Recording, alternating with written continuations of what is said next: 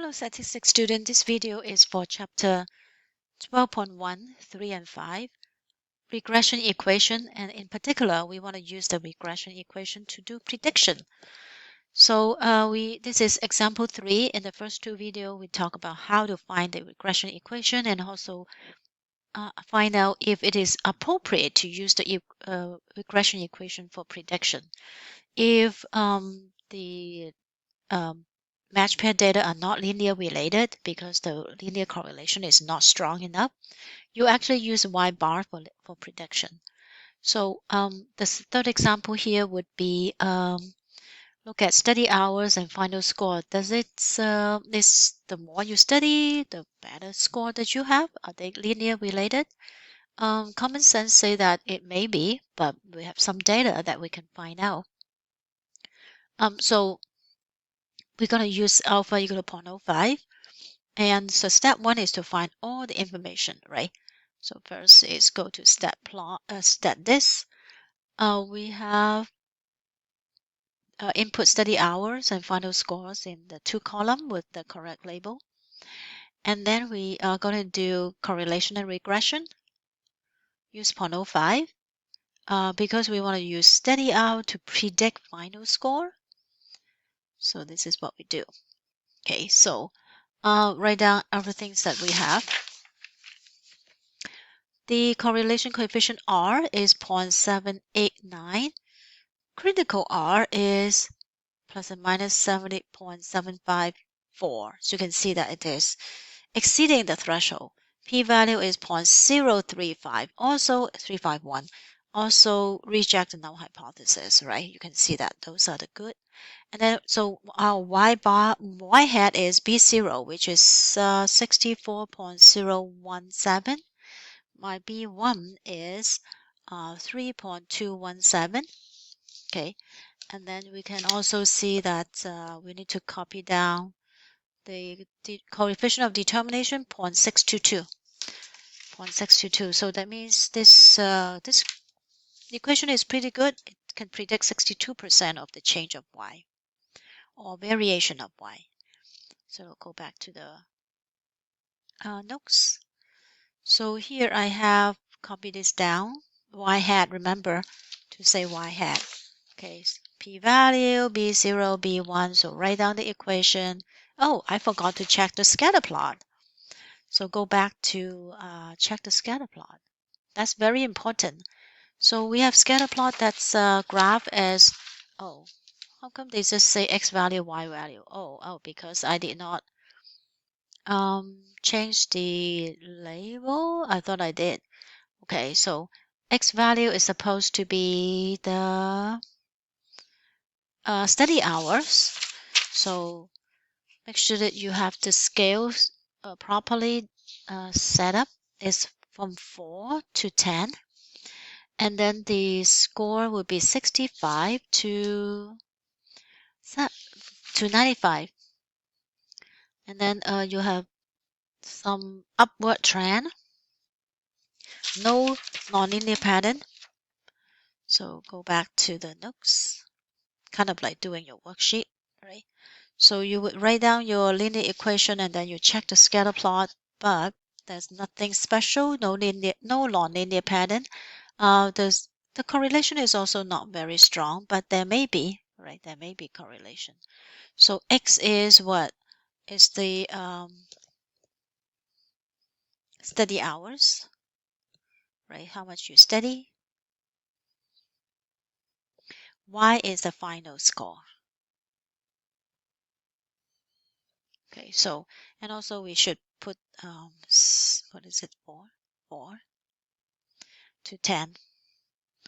7. So then you do just put the scale so you know where the data are. So, and this also reminds you that that's this prediction range, right? You can only predict X in this range. So it is useful.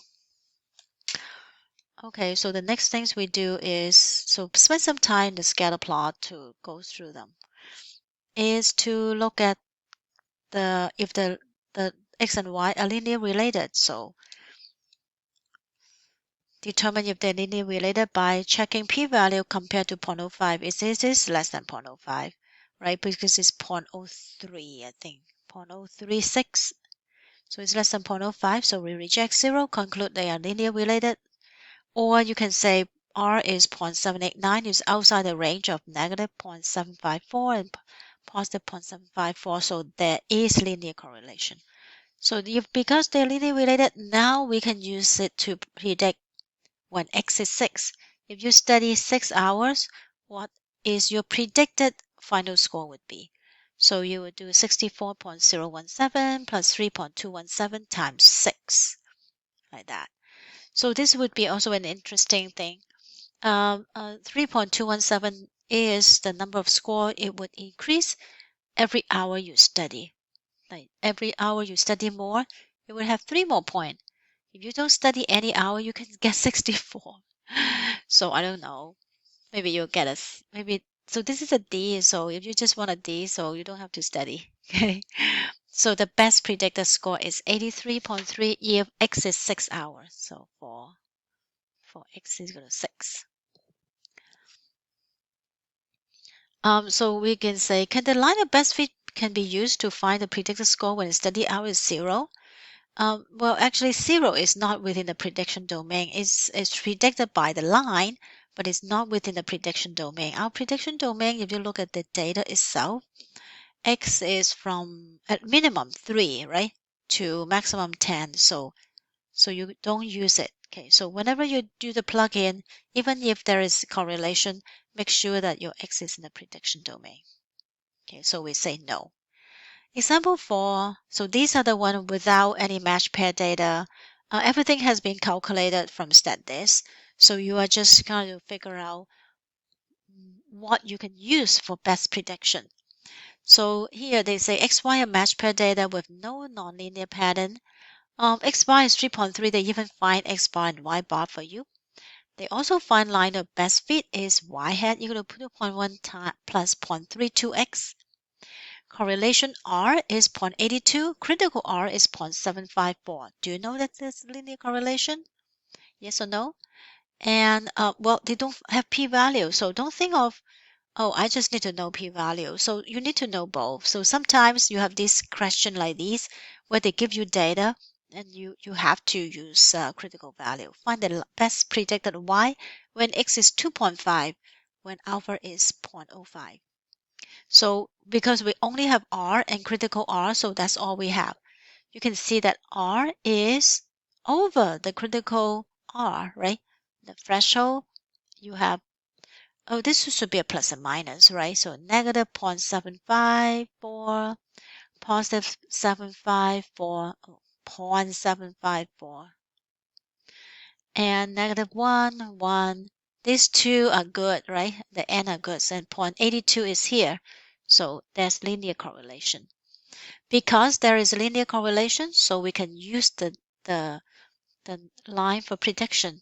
Now they don't give us the range, so we actually just assume that it is okay. If we have the data, we can tell if it is okay or not to use 2.5, but in this case, it is okay. So you would say the best predicted Y hat is 2.1 plus 0.32 times 25, 2.5, right? Just substitute X equal to 2.5. And that's 2.9. The last example is give X and Y are match pair data with no nonlinear pattern. Again, they give you X bar, Y bar. Y hat is 2.1 plus 0.32X. The correlation coefficient p-value is 0.11 though. They don't give you R, they give you the p-value, two-tailed p-value. Find the best predicted Y when X is 5 and alpha equal to 0.05. So the only thing that we have is 0.11, we have alpha.